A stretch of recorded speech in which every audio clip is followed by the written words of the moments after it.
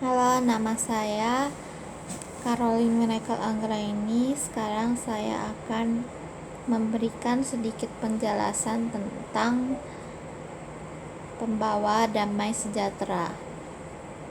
Di dalam Perjanjian Lama, kata Shalom digunakan untuk mengucapkan selamat kepada seseorang atau menanyakan keselamatannya dalam perjalanan. Dalam Perjanjian Baru, Shalom berasal dari kata Eiren yang mengandung beberapa pengertian, yaitu damai, kesejahteraan, selamat, persahabatan, jangan khawatir, kemujuran, tentram, keselamatan, dan damai sejahtera. Damai sejahtera hilang dari manusia ketika manusia berbuat dosa atau jatuh ke dalam dosa. Hidup damai dengan Allah tidak dapat dilakukan oleh manusia berdosa, sehingga perlu ada Yesus yang menjadi pendamai yang memulihkan hubungan manusia dengan Allah. Dan dengan cara itulah manusia bisa kembali memiliki damai sejahtera dengan Allah. Paulus mengatakan bahwa hidup dalam dosa adalah perseteruan dengan Allah, dan hidup berdamai dengan Allah adalah kehidupan damai sejahtera.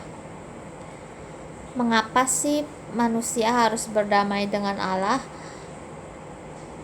Kebutuhan manusia yang berdosa yang paling utama adalah damai sejahtera dengan Allah. Artinya, persatuan dengan Allah karena dosa harus diselesaikan terlebih dahulu, baru bisa dapat damai sejahtera.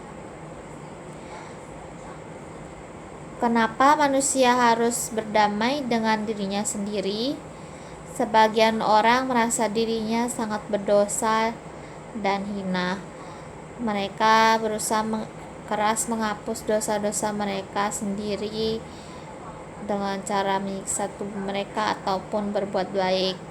Dosa tidak mendatangkan damai sejahtera, dan manusia harus berdamai dengan dirinya sendiri agar bisa memiliki damai sejahtera di dalam hidupnya. Berdamai dengan diri sendiri berarti mengampuni diri sendiri setelah memohon pengampunan kepada Allah dan berdamai dengannya. Kenapa manusia harus berdamai dengan sesama?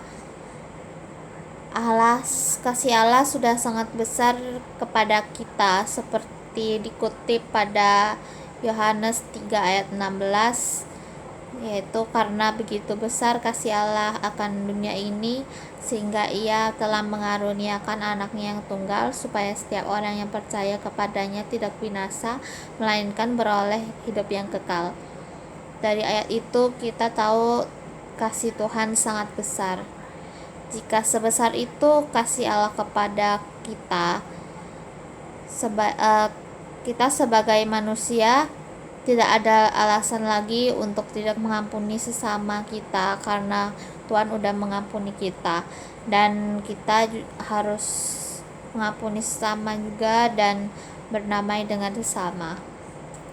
Sikap hidup yang dapat diterapkan sebagai pembawa damai sejahtera adalah yaitu bersikap seperti Yesus Kristus, seperti mengasihi, bersikap lemah lembut, mengampuni orang yang bersalah kepada kita, ramah pada setiap orang, tidak membeda-bedakan teman-teman, dan lain-lain. Yang terakhir, tantangan yang biasa dialami sebagai pembawa damai sejahtera adalah orang-orang tidak mau menerima kita. Mereka menganggap kita sok suci atau yang lain. Sifat kita yang tidak peduli juga bisa menjadi tantangan sebagai pembawa damai sejahtera. Sikap tidak mau memaafkan dan sikap sombong juga dapat menjadi tantangan.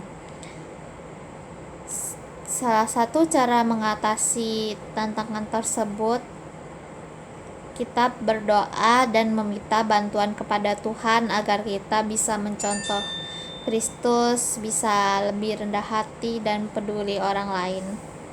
Kita juga bisa membaca Alkitab setiap hari sehingga kita makin dekat dengan Tuhan dan kita mau bertobat dan bisa lebih mengasihi sesama dan menjadi pembawa damai sejahtera. Sekian dari saya, terima kasih, sampai jumpa. Mohon maaf jika ada kesalahan. Terima kasih.